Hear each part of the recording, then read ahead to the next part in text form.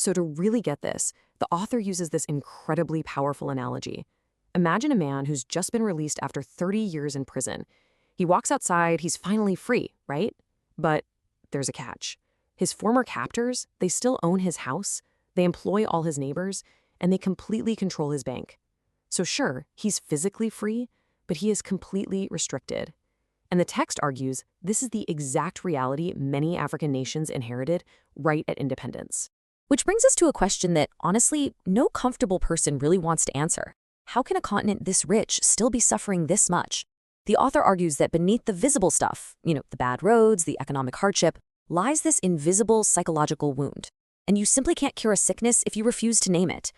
To diagnose this, the text systematically peels back the layers. We move from the forgotten self to the colonial wound, explore hidden power, and finally, look at the colonized mind in daily life.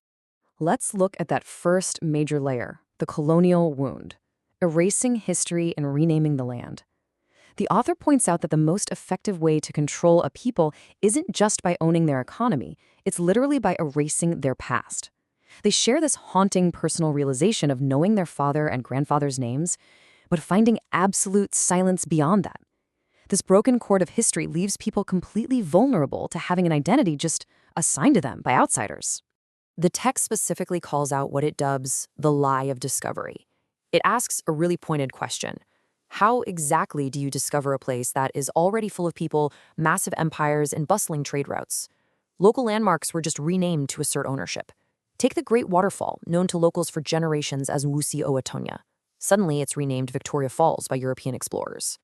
And the text argues this wasn't just about geography.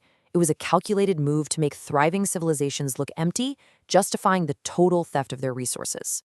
And that brings us to a crucial year, 1884.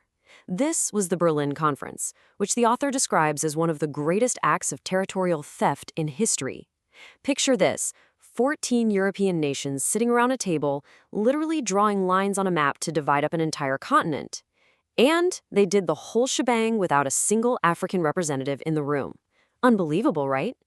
Now, what's really fascinating here is how the text maps out that this wasn't just a uniform experience. It left very specific, ongoing fractures.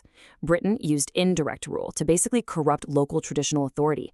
France pushed assimilation to try and erase African culture entirely. And Belgium's control? That was just defined by brutal extraction. Understanding these specific, distinct methods is absolutely crucial to grasping the conflicts we are still seeing today. And this brings us to a really brilliant comparison in the text. While the 1950s and 60s brought political